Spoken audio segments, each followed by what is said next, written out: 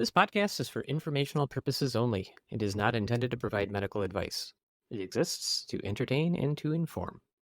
Ooh, little addition to the disclaimer here. So, I don't know why, but the recording software that we use was just kind of having a day. It was doing its own thing. Lots of little sounds were added in, echoes added to microphones, some weird distortion. None of it makes any sense, and I've never had it happen before. But, I mean, there were so many weird little bleeps and bloops. I did take most of them out, but, we had to work through it. Very strange. So, if our sound's a little odd, that's why. But with that, enjoy the show.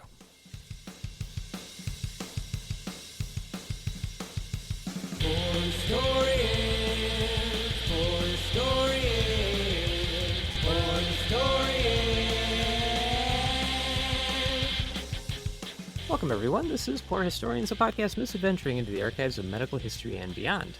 This is the show where we dissect a history of medicine topic to learn a little something about how medicine got to be the way that it is today. I'm Dr. Max, and I'm joined here by my good friends and colleagues, Dr. Aaron. Oh, sorry. Do you want me to actually speak words? Because that's what my nose sounds like, just for the listeners. Excellent. And Dr. Mike. Yeah, what do you want? Dr. Mike's in a good mood tonight. We are also joined as well by our intern in the Storia della Medicina, Elba. Oh. Was that good? How was it? Yeah, that was great. Yeah, I looked it History up. of medicine in Italian. Way to go. Yeah, internet. Before we get on with the show, this is the part where I usually take a moment to mention our Patreon page. But I'm delegating that this week. So, Alba, what's the best reason you can think of spontaneously off the top of your head that should make listeners want to check out our Patreon page? You should subscribe to our Patreon because you're going to get to know us behind the scenes. You know, the tie gets loosened, get calmed down, relaxed, chill. You're going to get to know us better. Well, if you enjoy what we do here and you'd like to find out what Elbo is talking about and join the PHPod community we're building over there on Patreon, please do check us out at www.patreon.com/poorhistorianspodcast or check out the link in the show notes. To support the show, get access to bonus content, get episodes and behind the scenes nudes. Thanks, Elba, for putting that in my head. I didn't mean nudes. I'm not promising that. Oh, Mike might. I'm a never Oh, nude. no. That's the CEO level patron. It's a CEO level patron. Yeah, there's we're not that kind of show yet. Yes. Oh, boy. Okay. Well, before we talk about the main topic of the day, we're going to take a few moments to help out a listener in need. This is the non-medical advice segment. And since we don't give medical advice on the show, we figured we'd do the next best thing and try to give one lucky listener the best pearls of wisdom on a topic not having to do with medicine. And that kind of just works out to be bad advice. But we're gonna do our best. And I also think there's an argument to make this the in my non-medical opinion part of the show. I don't know. What do you guys think? Because that's kind of a lot of what we get questions on. Like, should I do this or should I do that? Is that a better title than non-medical advice? in my non-medical opinion. In my non-medical opinion? That's a better title. Okay. Yeah. All right. There we go. 2 out of 3 votes. 1 abstain. I abstain. Final yeah. answer. He's just mad. So medical backgrounds and training are useful for many things in medicine, but outside of medicine, we're not so sure about it. So, Elba, you got the question this week since everybody was mad that I didn't give him the question ahead of time last time. Eric asks, I have a 5-foot brush cutter. Is it better to keep the blades always sharpened, or does it matter to have them dull when cutting down a grassy field? What do you guys think? Who has a 5-foot brush cutter? That's No, my you've never question. seen a What is brush cutter. Yeah, a brush cutter is like That's big. Yeah, It sounds that's big. 5 foot. That's no, that's normal. almost as tall as I am. No, so a brush cutter is like it's a walk behind thing. So it's going to have a motor on top and this big flat thing, and then the blades go underneath. So it's like a lawnmower, I've never seen one of those. but it's for like thicker brush. It's a brush cutter. So it's like a wider lawnmower? Yeah, like you walk behind it. It's like a think of like a in the garden the tiller. Yeah, so it's like a big tiller. Got it. But Yeah, it's a lawnmower. definitely never sharpen. Just you should back it into the corner of your garage as soon as the season ends. Don't do any maintenance. Don't run the field. Just leave it, and you'll prove all the people wrong that do all this maintenance to their It's gonna small start machines. again. That's my snowblower maintenance plan, to be honest. Mm.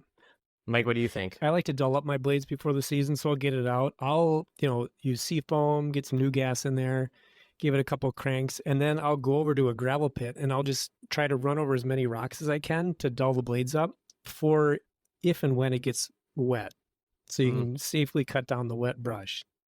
Do you wear eye protection when you do that particular? No, because I really Safety enjoy. squint? No, Safety squint. yeah, of course, because you still have to see a little bit. I'm always Yeah, convinced. safety squint. That way, like your upper and lower eyelid protect your eye really well. I was It's weed like, 'cause whacking it's so last week, narrow. and I safety squinted, and I got something just above my eye. I was like, "Safety squint, save the day again." Excellent. And Alba, what's your advice on this? My advice is to live in a tiny apartment in Chicago where you can't have a field to worry about doing field maintenance on. But if I did, I would keep the blade sharp, because then you get to do maintenance, and then safety, guys, safety. That's probably the most reasonable answer. I was going to say, Eric, you should go ahead and replace the grassy field with something you don't have to mow. Like set it on fire, burn Like it a to the parking lot? ground. Pay paradise. No, Put your that's brush cutter parking away. lot's not aesthetically pleasing. I would just burn it to the ground and then plant some brush, like let some weeds grow, and then you don't have to worry about blade sharpness again. But that's what you have a brush cutter for. You're just saying don't cut the brush. That was a non-answer. All right, then just plant plant weeds. Plant shrubs. It's not a shrub cutter. There you go. Plant shrubs instead. Mike got heated about the brush cutter. So there you go, Eric. Do one of those things. Or I probably don't do any of those things. Make sure you don't wear pants, because ticks are good for your health. You wait for them to get nice and engorged, and then you flick them off. Look, I love taking engorged ticks off of people and then putting them in the specimen container and keeping them on the desk for the rest of the shift. It's my favorite part. Anyway, You have to name them. if you out there, I name every one of them. If you out there have a question you would like our non-medical opinion on, you go ahead and send it to us either through the website, check out our links on social media, something to that effect, and we will get them. Email works too. We have an address. You'll find it. Trust me. Just go to the website. I didn't write that part in. The idea for this week's episode was brought to you by a fan of the show who suggested it, and I can't find who they are. I've searched far and wide, our emails, our social media messages, and I apologize to that listener. I cannot find the message that you had sent that gave me the idea for this episode. I wanted to give you credit, so take this apology for the moment instead, and please reach out. Let me know who you are, and I'll be sure to say thank you at the next show. Much appreciation for the suggestion of this topic. It was pretty fun, and let's dive into it. I'm going to take you guys to the summer of 1816 in the United States. Really? We are amidst the excitement of the obtaining of a charter for the Second Bank of the United States, the defeat of Rufus King in the U.S. presidential election by James Monroe, and some arguments about tariffs stemming from the fallout of the War of 1812. All of this is happening, and a pioneer family... Somebody yawn? No, I went, ugh. The trade dispute. Yeah, it sounds a lot like a story that I've heard before. That's the blockade. Blockaded the planet of Naboo. The blockade is illegal.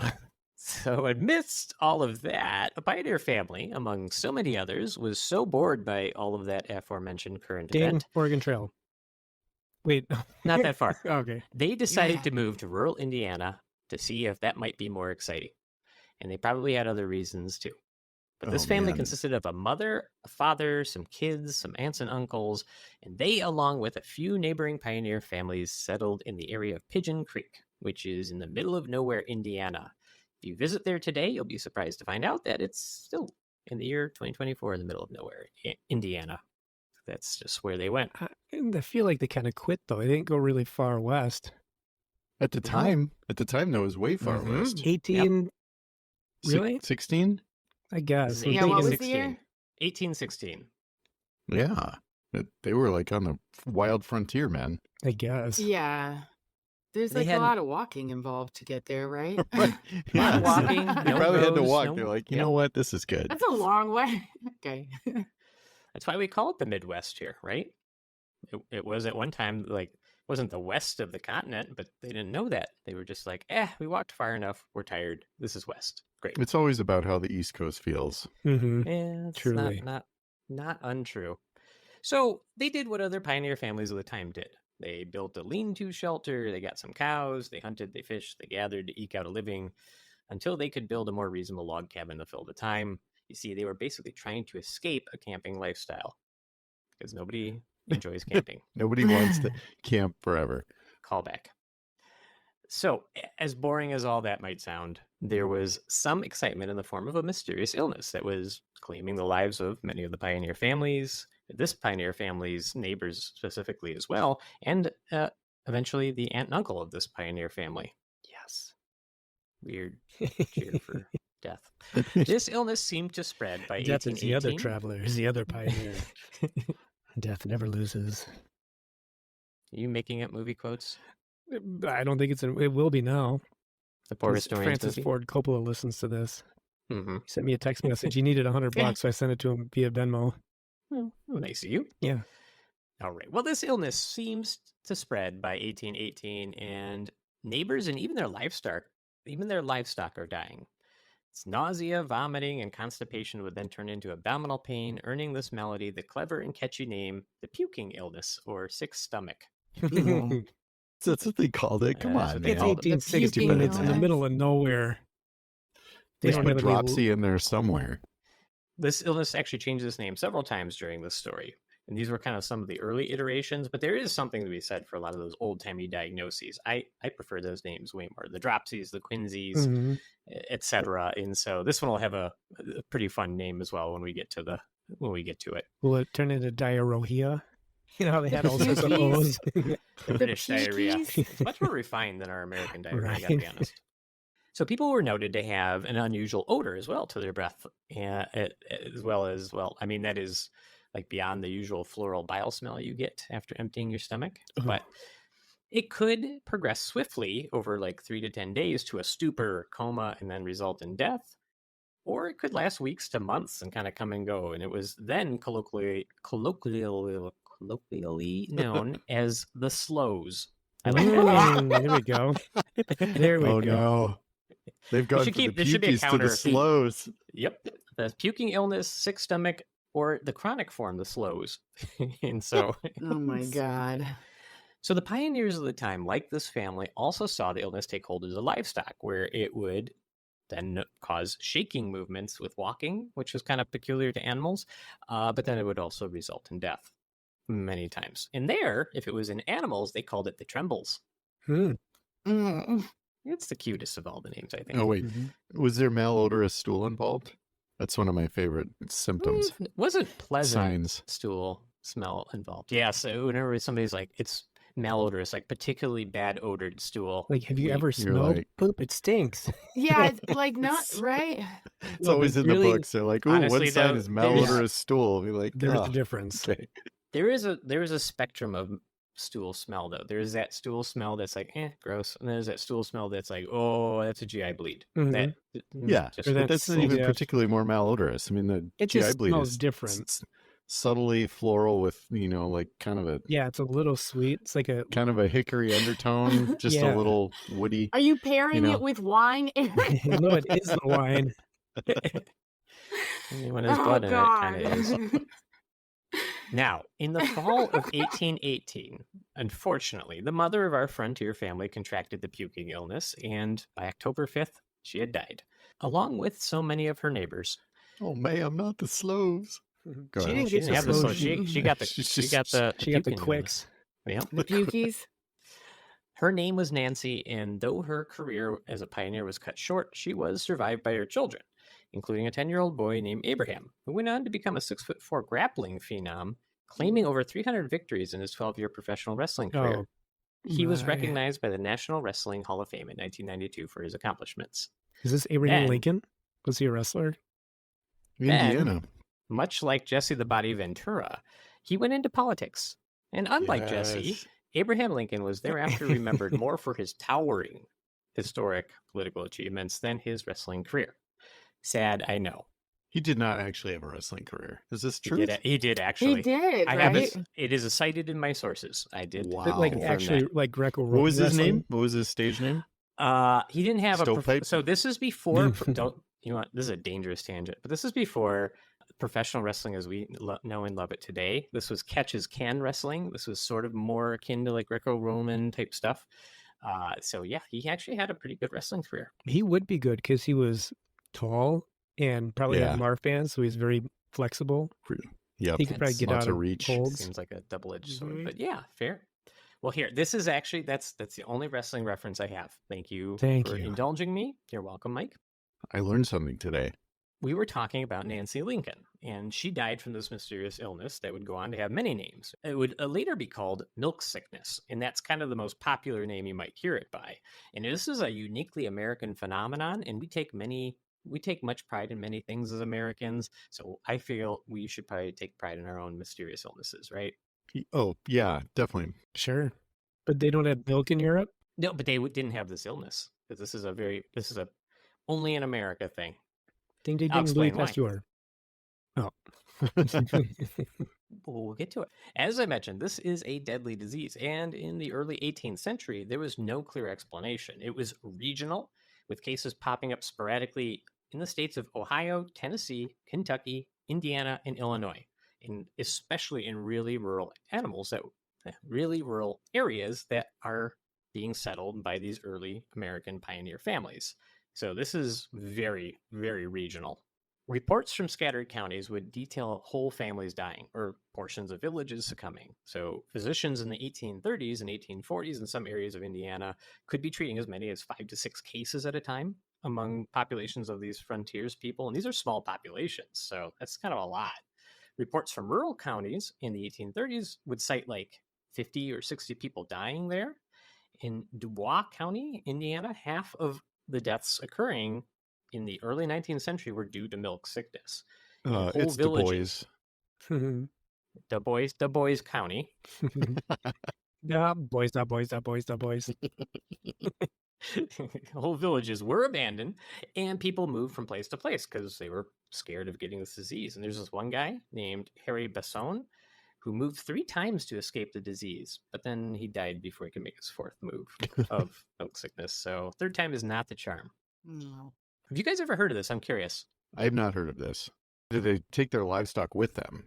So it was pretty common that the families might take one cow with them. And so if you had a cow, you would probably take it with you. So yes, it would be common that you would have a cow you would have livestock with you, whether it was the same livestock or I don't know, if you go in the middle of nowhere in early 19th century America, I don't know where you get a cow. Yeah, I wouldn't leave my cow behind. I feel like you take your cow with you. Well, what if it had the trembles? No. Well, it probably walks slower. Oh, is this where the band Milky Chance came from? Or this was the source material? Like you take a chance in the milk? You never have? No. I couldn't. They have one really good song about dancing. Would you call that song a bop? I think that's what the kids say now. I would call it a bop. Okay. Yeah, the bop has Riz. Yeah. No cap. Yeah. While people were suspicious of ill-tempered spirits or forest witches to blame, the physicians of the time thought that was silly and preposterous, and they continued to bleed them, cover them with leeches, or feed them toxic metals like any good, sensible, non-superstitious physician of the time would do. Today, with modern medical science, we'd call that approach incidental malpractice. It's fortunately incidental malpractice. That's what it was. They didn't know any better. They were trying. Yeah. Okay. Yeah. Fortunately, the cause of this illness was preventable and discovered by an early pioneer in the fall of 1834. But unfortunately, the discoverer was not a dude with a prestigious medical degree, nor was she acknowledged for her contributions to the story until way later in history. And we'll get to that as we go along here. The earliest observations on milk sickness were recorded in the 1810s, which is where it seems like they made the connection between this GI illness and stupor, then death that is milk sickness. They made the connection between that and milk. And so in 1811, the Cincinnati Liberty Hall, which is an early newspaper, had a front page article that said the, quote, sick stomach, which is what they called it then, so it switched name again.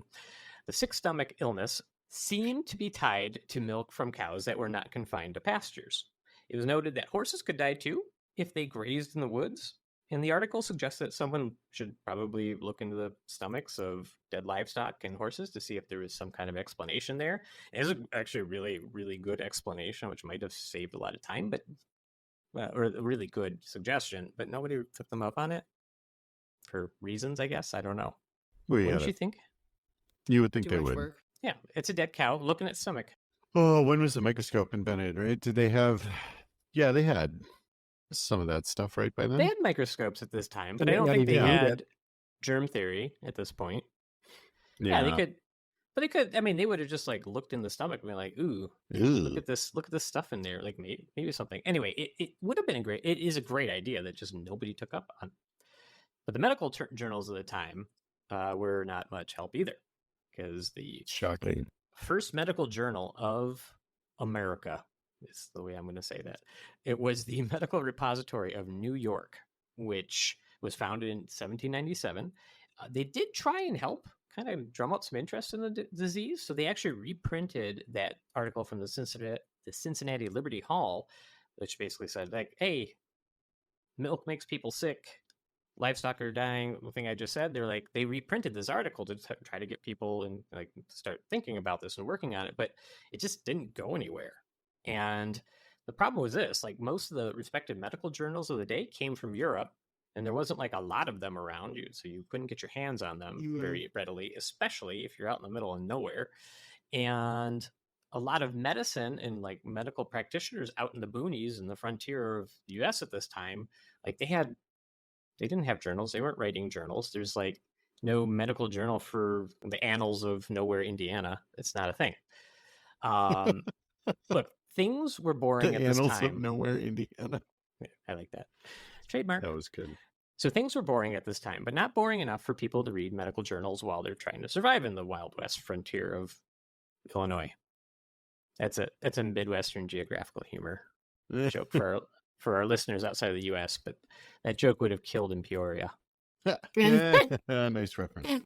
There were a few regional observations and little victories combating milk sickness. So settlers in Tennessee started to report seeing less prevalence of the disease if they like fenced off their pastures, which disallowed their cattle to wander off and graze in the forests and hillsides and those sort of places. And so that means good fences make good neighbors, or at least keep them alive in the early 19th century pioneer days. Kentucky, at a state level, offered a reward to anyone that would find the cause of the disease, about $70,000 in today's money. And that went unclaimed as of 1840. Although, sadly, the person who could have probably claimed it. She was in existence. She had solved the issue, but she lived in another state. So, oh well, missed out on the prize. Her name was Anna Pierce, and she discovered the cause of milk sickness way back before it was cool. And like many women of her time, was not given credit by the contemporaries, nor did anyone in a position of power seem to listen to her, much to the detriment of many succeeding settlers' lives. Now, some sources, you might find her written, or you might find her name to be Anna Pierce Hobbs Bixby.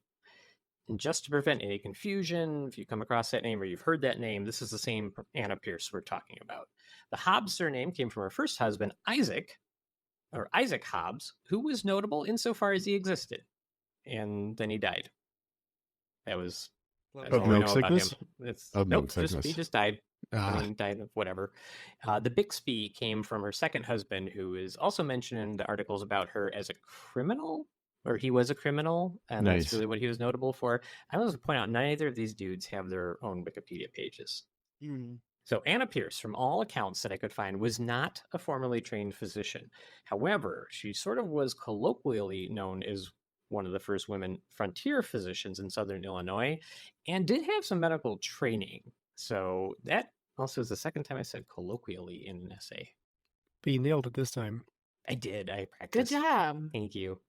Anna came from Philadelphia, where she was born and raised until her life got turned upside down, moving to Rock Creek, Illinois. I almost rhymed that. I really tried to rhyme that. And then I wanted to try to bury this entire part of the story in Fresh Prince lyrics.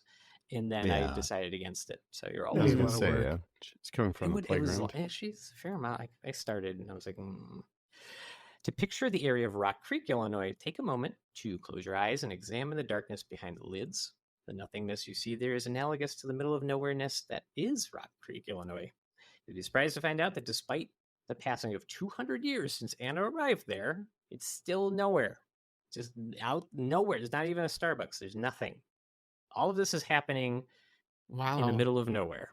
As she grew up, Anna was distressed by the overall poor health of all the pioneers around her and the lack of access to medical care. And granted, medical care in the early 19th century meant like haphazard poisoning of patients and leech facials. Yeah, but they probably lived longer without. I don't think mean- it was the lack of medical care. You might be right, honestly. But the principle of the matter still stands, and she also had a personal distaste for milk sickness because it killed her mother and sister and debilitated her father, who had to return to Philadelphia for care, which Wow. probably worked just because he got out of the area, which will make sense later too. So, and have you guys ever heard of this, Aaron, Mm-mm. Mike, Elba? Mm-mm, I'm just no. curious. I I've had not. never heard of this illness before. The listener sent me the suggestion, and I was just like, wow, this is. I mean, it's poorly named. It needs a better, That's probably better branding. Does it ultimately, when it gets diagnosed? Yeah, because I was thinking like Creutzfeldt-Jakob or something. Do we have like a modern? We do not. This is milk sickness would be the. You should see if it has a ICD code because but milk sickness is I think the formal name of. Hmm.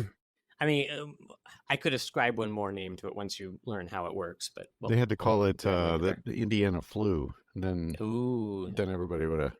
the people in Ohio would have been all mad about that. though. Indiana Like, sorry. Fever. Indiana Fever. It's a WNBA team. Yeah, it's right there. Is that what It's they're named for? Right referenced. there. That has to be true. It has to That's- be the That's thing. fun. Mm. No, they're gonna call it the slow. You don't want a sports team called the Slows, not the Trembles either. Fortunately, before all of that bad stuff happened to her family, Anna had returned to Philadelphia herself to study nursing, midwifery, and dentistry. And it's not really clear where her education was received. There's no real record of her receiving an MD. However, Anna Pierce was the only medical professional of any sort known to the people of Rock Creek and surrounding area. So she will be called in some sources Dr. Anna, and it was not totally uncommon for anybody who had some medical know-how to be given that title. And let's face it, like some of the medical schools of the day were like, Dr. Bob's yank your teeth and goat balls in ya. School of I'm going. medicine. Center of Excellence. It's a Go Yep. Ball Center of Excellence. So Anna returns to the Rock Creek area, and thanks to the harm caused by milk sickness to her family, she sets about really wanting to solve this mystery. And she was pretty keenly aware that there's probably something plant-based that she should figure out. And that was very smart on her part. And the reason she starts putting that together is because she's taking notes, and she notices that there's a seasonal nature to this. Usually they're seeing it in like late summer, early fall, and that's kind of where they see more cases. And so she's like, well, maybe it has something to do with the plant life around here. And it obviously seems to affect the livestock. A lot of other people at the time thought it was like a well water problem or like a heavy metal poisoning kind of problem. Arsenic was blamed in a lot of sources, but Anna was one of the first that was like, yeah, I think we should look at the plants and like what cattle are eating. And she actually wrote in her journal at the time, quote, I am telling everyone I can to wholly abstain from milk and butter until after the killing frosts. And so one fall day in 1834, she grabs a gun, she grabs her dogs, she sets off on a mission to follow around the local cattle and watch them eat stuff in the woods, which sounds super fun. But she was documenting what the cows were grazing on, and that ends up being helpful. Maybe not as helpful as this fortunate encounter, because she's like in the woods and comes across an elderly Shawnee woman from the Shawnee tribe who was hiding in the woods as her tribe was being forced to migrate west to Kansas, being displaced from the tribal lands, thanks to the convenient idea of manifest destiny, which is convenient mostly to those people at the time using it to justify stealing land from the Native Americans in the area. The story goes that Anna Pierce, hearing the plight of the Shawnee woman, basically offers her food, takes her back to her home and shelter, and they get to talking. And Anna lets the Native woman know why she's wandering around the woods with a gun and watching cows eat stuff. And the Shawnee woman says, well, why didn't you just ask us? She's like, yeah, you get sick if you eat white snake root, and if your cattle eat it, so don't let them do that. And Anna Pierce is like, oh, really? White snake root. Wait, the Shawnee woman is the hero then, not Anna Pierce is part of the occupiers. She's That's true. forcefully pushing her out of that's her a good land. point. That That's is a good true. point. I was going to note that as well. And 1,000 years of Native American knowledge was passed on to this person within a millisecond. And then she's like, oh, I discovered the cure. I came across a bunch of sources trying to find to like credit this Native woman with that discovery. It's never discovered who she is, and from other sources that I found, it's not clear. This story may be true, may be apocryphal, may have been something. Who knows? But there's probably truth to it because the native populations of the area did know that this plant, white snake root, had something to do with making people ill, and so I don't ultimately disagree with you. I think she does deserve the initial credit. So, what is white snake root? Well, white snake root is a plant that happens to be known to plant nerds as Geratina altissima and is described by one article I found as a, quote, slightly hairy perennial herb. Slightly hairy. It is a weird plant description. But it grows about 4 feet tall, and it is found in wooded areas. It can be found on hillsides, and generally was basically in these areas where cattle were grazing and other animals were grazing. And so Anna says, well, let me test this hypothesis. So she carries out a series of experiments. She basically gets a bunch of snake root, white snake root. She gives it to cattle and calves, and she says, yep, it does make them sick. It gives them the trembles. It probably is the illness, and she can reproduce the illness. And so she's found, and here's where I put, I was like, her kind of like refound and taken the knowledge that already existed, the cause of milk sickness. So the cattle eat the white snake root. People who drink the milk from the cow get sick too, or you actually get sick if you eat the meat of the infected livestock or affected livestock, I should say. So white snake root is basically removed from pastures at that time by hand. They destroy it wherever it's found near villages. This is kind of in her surrounding area. Cases then in the 19th century start decreasing. And Anna Pierce, also known again affectionately as Dr. Anna, is hailed as a scientific pioneer and hero, and parades are held and statues are cast in her honor, except, of course, none of that happened. No. This was buried for many years. Now, this sort of medical information was just kind of also slow to spread. There weren't, a lot of middle of nowhere journals. Her discoveries and documentation of the cause of milk sickness was not really communicated back to the Eastern Coast. And it's not like media sources really reporting on this. And so people around her did well and knew like, oh, let's avoid having our cattle graze on this stuff. But, if you were a couple of counties over, that's a long walk. And so this news did not travel very far at all. We're going to go walk over there to tell you. Think about that. Yes. But if she thought she made this fantastic discovery and she was like, I'm so proud that we discovered this, I'm not going to walk 10 miles to go tell the neighboring town. They can fend for themselves. This is all on her. She's a villain. This is a villain arc. It's I her don't fault. know what her efforts to get that message out were. That seems What do you mean? Why do you think a scientist publishes in a journal? But there were journals, he said. No, but I'm saying like her publishing in a journal is like going to the neighboring town and be like, hey, you guys, get rid of this plant. Then nobody will die. But she failed to do that. Well, I will say the historians who then come back and find her work, actually, I don't have it detailed here, but she did try to get this message out, and basically it went nowhere. She was sort of stymied. And so like the journal Science, the same one that was published today, and it was founded by Thomas Edison, or as his friends called him, Tedison for short. They did not. They sure did. It did publish a few bits about milk sickness as a thing that was, an illness you caught from drinking bad milk from cows. But it said it even in 1886, this is 50-ish years after her work, basically said that it was probably arsenic in the water or the cows eating a bad fungus. So like it's still, the information she had there never made it to this journal. It was one of the preeminent journals of the time. So there's no mention of her work in that. And basically word of her contribution just never got out of the either regional isolation or some of the other reasons. And one historian, John Haller, pointed out, quote, she was a woman, so no one gave her much thought. And I suspect it's both. I mean, I think it was very regional, and it's just there's not a lot of conveyance of information, Well, and she wasn't going to get published in a journal. but also, did she know that this is a bigger problem, or did she just think this is That's a farm? great question. It's a great question. It seems like, because you hear these reports when you're researching this of like the settlers in Tennessee and the settlers in Ohio and blah, blah, blah. And they're all kind of like, it's coming from the cows or whatnot. So everybody's got these little bits of information. But you raise an interesting question as to whether, okay, the Tennessee people know as much, that much of the same was happening in Ohio, et cetera, et cetera. You know what I mean? Probably not.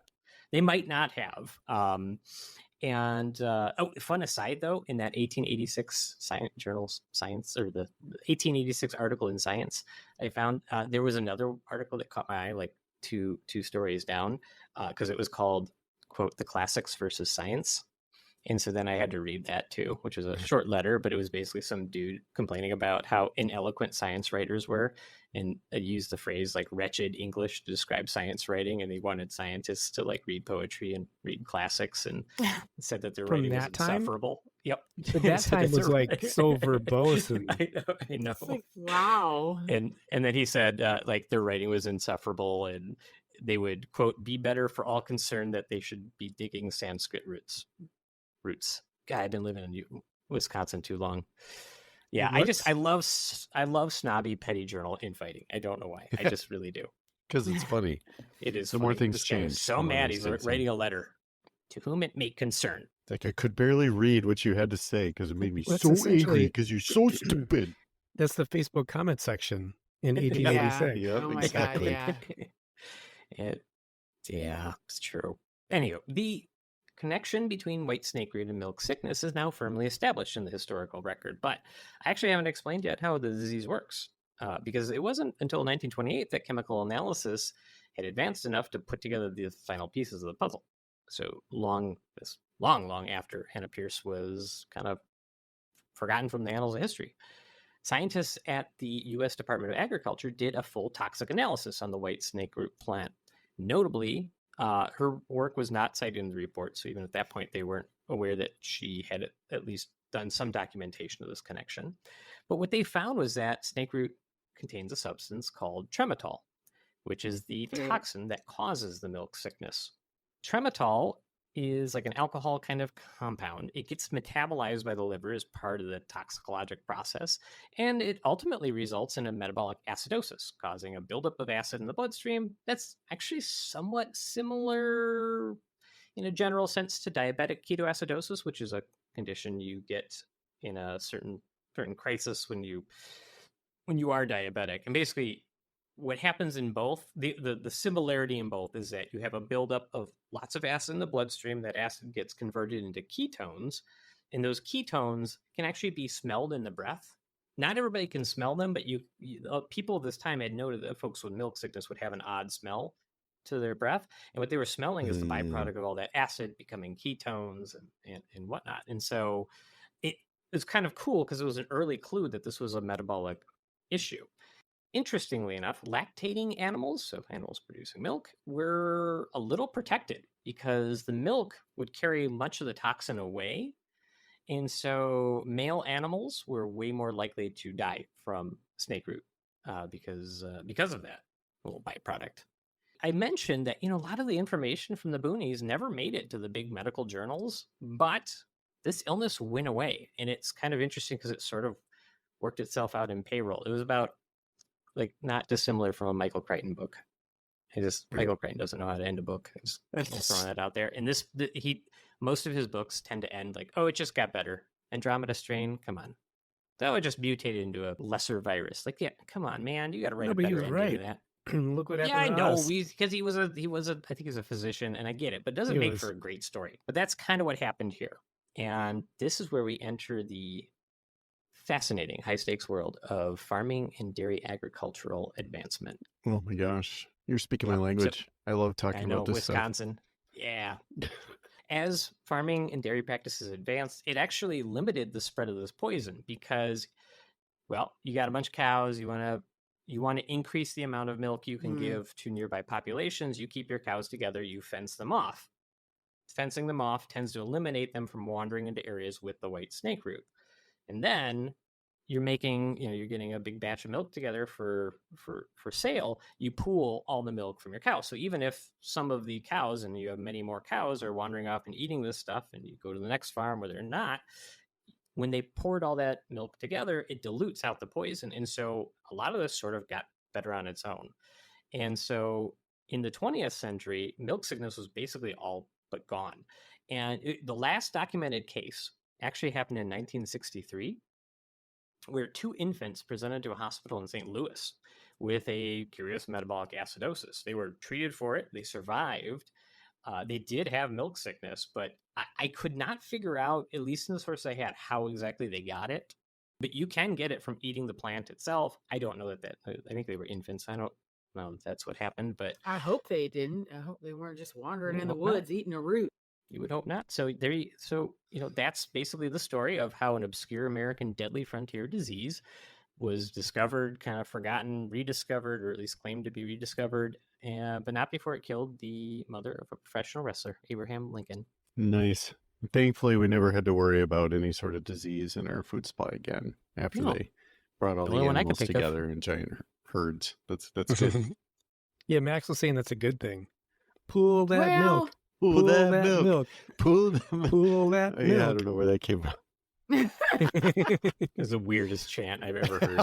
That was weird. Yeah. Huh. You were gonna say something, Alba? Oh, I don't know. Was I? Then don't. Oh, okay. What are we doing? That's the best outtake ever, right there. That was great. Well, that about does it. So, Alba, since you are the medical history intern of this medical history podcast that we most often turn to for advice to improve our curling game, what do you think is the most interesting take home from today's episode? Curling with the brushes, that. Oh yeah. Yeah. I'm glad that you are able to give us that much advice about it. About curling? Yeah. Wait, am I giving you advice I had to come up with a thing. Learned? No, what we learned. What do you think was the most interesting take home from today's episode? That one that Aaron is fascinated and loves talking about agriculture and dairy. That's pretty interesting. And also that milk sickness was called the pukies and the slows and several other trembles. names that sounded not nice. Trembles. I mean, if you have But too much somehow dairy, you do kind of get pukey and slow. I mean, let's be real. I'm lactose intolerant, so yes, you I get do. all those things. They could have called it the bloaties. They could have called it the bloaties and the tooties. Yeah. Well, do you just drink it straight from the teat? Like, how do you keep it? Is everybody drinking warm milk, or you just don't let the milk sit? In terms of this illness? No, just in general. In the 1800s, like, do you have to go there and get it like directly from the source? Like, I think. Oh yeah, when did pasteurizing start? With Louis Pasteur. That would have been late 19th century pasteurizing. But I mean, I don't know, the metal buckets. You do the, you get the milk in the bucket, and then and then what? You just drink it. Yeah, like this was I'm not the only pukey surprised illness. that they weren't just like, it's just another one of the pukies that you get when you drink milk. This is not the only pukey illness that was around. I would love to see anybody today just take a thing of milk and put it on the counter for 2 hours and then drink it. You'll get the trembles. Pukies. I assume they had fresh milk like every day. Isn't it a thing you do on the farm? You go and you milk the cow every day. I know nothing about farming. I've lived a very privileged life. It's kind of similar to camping for you, Max? What's it? Farming, I think farming I could get behind more than camping, because at least I have something to do. Because if you don't go out and you don't farm, then you just die, is how it works in my head. I would rather camp than farm, but I would need somebody to make my... if you're forcing me to do something I wouldn't normally do, and I have to pick between those two, definitely go farming. Because you're like, there's a function here. There's an end something result, for me to do. I'll use tools, stuff that I like to do, and I don't know, cows are neat. They are neat. Cows are super neat, actually. So they're adorable. Yeah. Keep them clean, keep them fed, and then chop them into bits when you're hungry. Oh, but I'm a vegetarian, so I wouldn't even do that. Chop them into bits when you're hungry. yeah, they're nice. Well, I don't want to chop nobody into bits. What are you gonna do with a cow when it dies? or when you're hungry. Just Well, gonna eat eat the, something. A lot the of milk. white, I don't the know. white snake. Farmers back then just Thistle. drank milk and ate hay. That's what happened. That's how Mhm. they survived. We appreciate everyone listening, and we'd love to hear from all of you out there. If you'd like to check out our merchandise or provide feedback, we can be reached through our website, www.forhistorianspod.com. There you can send us messages and find links to our social media sites. We do work to respond to all those posts on those various social media accounts. If you're looking for a way to contribute to the show and dispose of a few extra bucks that you might have lying around the house, or want some bonus content, or want to be a special part of the House of Medical History, check out our Patreon page at patreon.com/forhistorianspodcast. A free way to support us is to tell a friend about us. Go and leave a nice 5-star review on Spotify, iTunes, or whichever platform you choose. Until the next time, the Poor Historians are signing out. AMA.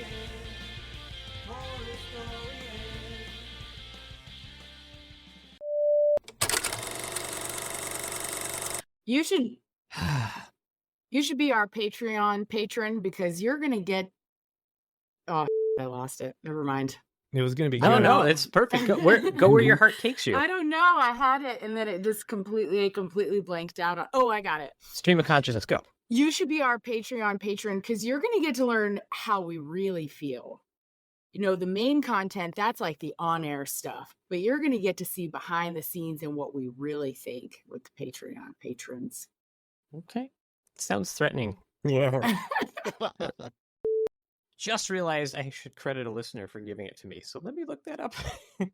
Hold on. I want to put in some do music right here as I type things because I have the loudest keyboard on earth.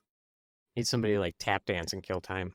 Man, Yeah, I'm the only one of us without a mustache. True. Although those That two is haven't true. committed. Bummer. They haven't committed. Yeah, y'all haven't committed. What? Wait, Your mustache is camouflage. It's hiding amongst other facial Here, hairs. look, I have a mustache now. Now a beard. Yeah, mustache. that's the thing. It's excellent, by the way. Yeah, It's a little Man, too that's a gray. bummer. Man, where did I Aaron's get got the this aggressive from? jawline beard going on. Look how far down you shaved it. Well, I Nice. don't. It just Gotta- doesn't grow in there. No, it was doesn't? good. Like it doesn't know. Like Thought it you were trying out stops. for a new gang. Oh no, The man! boomer I gang? wish it just like it doesn't grow into my cheeks at all. The boomer gang. Oh, look out, man! We have already f***ed you up. We're gonna steal all your money again. Oh, is your interest rate Oh, high? no, Can you not afford a house? Oh, poor little guy. Dang, I'm so sad. Brutal. College not Going in the affordable? outtakes. Yeah, ouch, Oh. Aaron. No, it's not. I can't afford a Oh, house. no. I know. Ouch. You've just Oh, no, I don't know literally where this alienated our entire audience. But he's being a Boomer boomer. strong. I'm not a boomer. He's so being a that's- boomer, though. Well, Exactly. you That's what they did, ex- bastards. They ran into the Oh, I attic think I and remember pulled where it the was. ladder up after him, and now they're just all looking down at us, going, Waiting for their golden This parachute. is all to- fine. 'Cause Very I'm using this rude. all as outtake. Mhm. I actually appreciate. Hold on. I think it's. I gotta here say, I had to somewhere. refrain from the response I wanted to give to the. What was that machine? Brush cutter. brush cutter. I had never seen a brush cutter until Wait, about 2 what? years Oh, ago. no. Aaron. It took me a second. I was like, I was what? like, you can trim your Well, friends. what is it? What and were you you can gonna trim say? your brush. Change course. Change course. But you can't trim your That's pretty friends' good. All brush. right. That's good. That's good advice. Okay, we'll return here.